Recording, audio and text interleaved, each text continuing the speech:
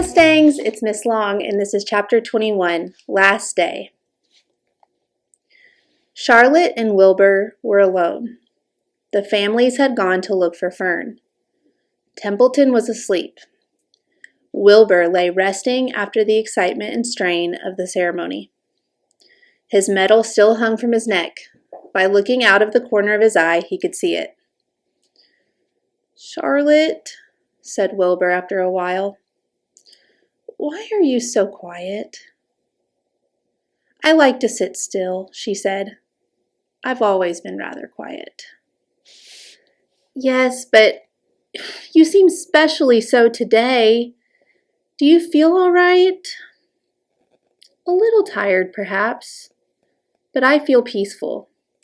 Your success in the ring this morning was, to a small degree, my success. Your future is assured. You will live, secure and safe, Wilbur. Nothing can harm you now. These autumn days will shorten and grow cold. The leaves will shake loose from the trees and fall. Christmas will come, then the snows of winter. You will live to enjoy the beauty of the frozen world. For you mean a great deal to Zuckerman, and he will not harm you, ever. Winter will pass, the days will lengthen, the ice will melt in the pasture pond. The song sparrow will return and sing. The frogs will awaken. The warm wind will blow again. All these sights and sounds and smells will be yours to enjoy, Wilbur. This lovely world, these precious days." Charlotte stopped. A moment later, a tear came to Wilbur's eye. "Oh, Charlotte," he said, "to think that when I first met you, I thought you were cruel and bloodthirsty." When he recovered from his emotion, he spoke again. "Why did you do all this for me?" he asked. "I don't deserve it. I've never done anything for you." "You have been my friend," replied Charlotte. "That in itself is a tremendous thing. I wove my webs for you because I liked you. After all, what's a life anyway? We're born, we live a little while, we die. A spider's life can't help being something of a mess with all this trapping and eating flies. By helping you, perhaps, I was trying to lift up my life a trifle. Heaven knows anyone's life can stand a little of that." "Well," said Wilbur, "I'm no good at making speeches. I haven't got your gift for words. But you have saved me, Charlotte, and I would gladly give my life for you. I really would." "I'm sure you would, and I thank you for your generous sentiments." "Charlotte," said Wilbur, "we're all going home today. The fair is almost over. Won't it be wonderful to be back home in the barn cellar again, with the sheep and the geese? Aren't you anxious to get home?" For a moment, Charlotte said nothing. Then she spoke in a voice so low, Wilbur could hardly hear the words. "I will not be going back to the barn," she said. Wilbur leapt to his feet. "Not going back!" he cried. "Charlotte, what are you talking about?" "I'm done for," she replied. "In a day or two, I'll be dead. I haven't even strength enough to climb down into the crate. I doubt if I have enough silk in my spinnerets to lower me to the ground." Hearing this, Wilbur threw himself down in an agony of pain and sorrow. Great sobs racked his body. He heaved and grunted with desolation.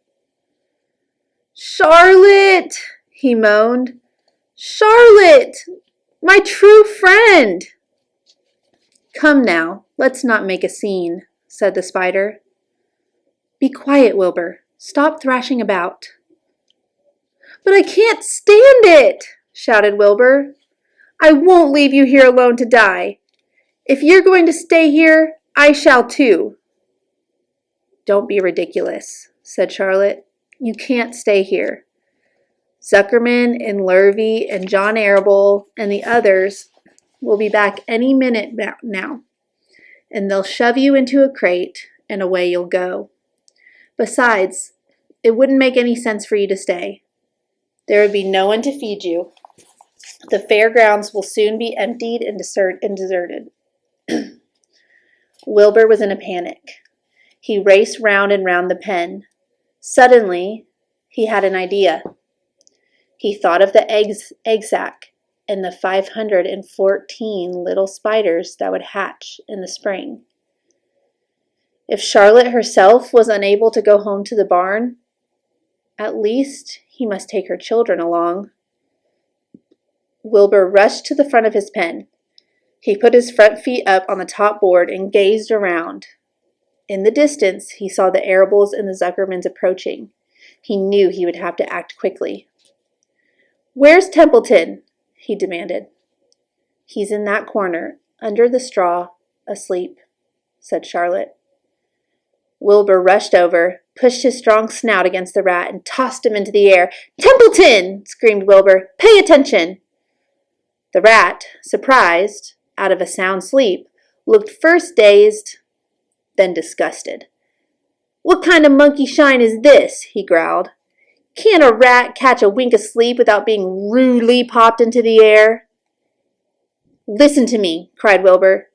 "Charlotte is very ill. She has only a short time to live. She cannot accompany us home because of her condition. Therefore, it is absolutely necessary that I take her egg sack with me. I can't reach it, and I can't climb up. You are the only one that can get it. There's not a second to be lost. The people are coming. They'll be here in no time. Please, please, please, Templeton, climb up and get the egg sack." The rat yawned. He straightened his whiskers. Then he looked up at the egg sack. "So," he said in disgust, "so it's old Templeton to the rescue again, isn't it? Templeton, do this. Templeton, do that. Templeton, please run down to the dump and get me a magazine clipping. Templeton, please lend me a piece of string so I can spin a web." "Oh, hurry," said Wilbur. "Hurry up, Templeton." But the rat was in no hurry. He began imitating Wilbur's voice. "So it's, 'Hurry up, Templeton,' is it?" he said. "Ho, ho, and what thanks do I ever get for these services, I would like to know? Never a kind word for old Templeton, only abuse and wisecracks and side remarks. Never a kind word for a rat." "Templeton," said Wilbur in despair, "if you don't stop talking and get busy, all will be lost and I will die of a broken heart. Please climb up." Templeton laid back in the straw. Lazily, he placed his forepaws behind his head and crossed his knees in an attitude of complete relaxation. "Die of a broken heart, huh?" he mimicked. "How touching. My. I notice that it's always me you come to when in trouble. But I've never heard of anyone's heart breaking on my account. Oh no, who cares anything about old Templeton?" "Get up!" screamed Wilbur.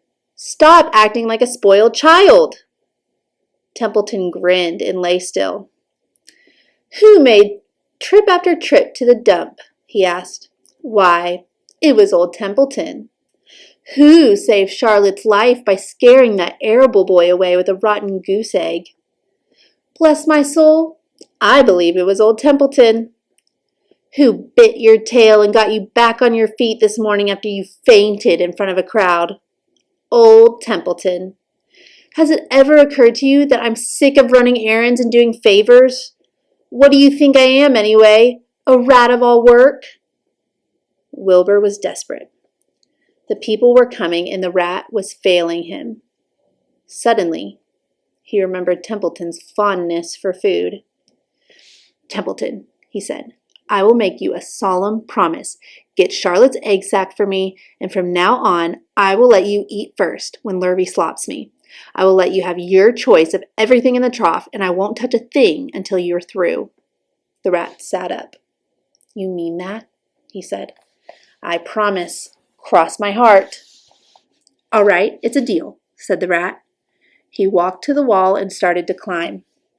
His stomach was still swollen from last night's gorge. Groaning and complaining, he pulled himself slowly to the ceiling. He crept along till he reached the egg sack. Charlotte moved aside for him.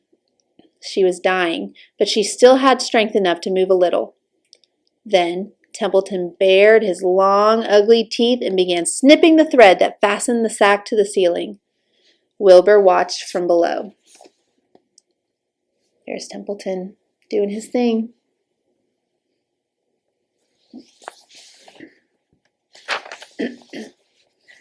"Use extreme care," he said.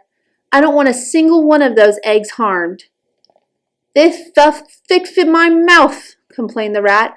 "If worse than caramel candy." But Templeton worked away at the job and managed to cut the sack adrift and carry it to the ground, where he dropped it in front of Wilbur. Wilbur heaved a great sigh of relief. "Thank you, Templeton," he said. "I will never forget this as long as I live." "Neither will I," said the rat, picking his teeth. "I feel as though I've eaten a spool of thread. Well, home we go." Templeton crept into the crate and buried himself in the straw. He got out of sight just in time. Lurvy and John Arable and Mr. Zuckerman came along at that moment, followed by Mrs. Arable and Mrs. Zuckerman and Avery and Fern. Wilbur had already decided how he would carry the egg sack. There was only one way possible. He carefully took the little bundle in his mouth, held it there on the top of his tongue. He remembered what Charlotte had told him, that the sack was waterproof and strong. It felt funny on his tongue and made him drool a bit, and of course, he couldn't say anything. But as he was being shoved into the crate, he looked up at Charlotte and gave her a wink. She knew he was saying goodbye in the only way he could, and she knew her children were safe. "Goodbye," she whispered. Then she summoned all of her strength and waved one of her front legs at him. She never moved again. Next day, as the Ferris wheel was being taken apart and the race horses were being loaded into vans and the entertainers were packing up their belongings and driving away in the trailers, Charlotte died. The fairgrounds were soon deserted. The sheds and buildings were empty and forlorn. The infield was littered with bottles and trash. Nobody of the hundreds of people that had visited the fair knew that a gray spider had played the most important part of all. No one was with her when she died. Right, that was chapter 21, and we'll see what happens in the ending tomorrow.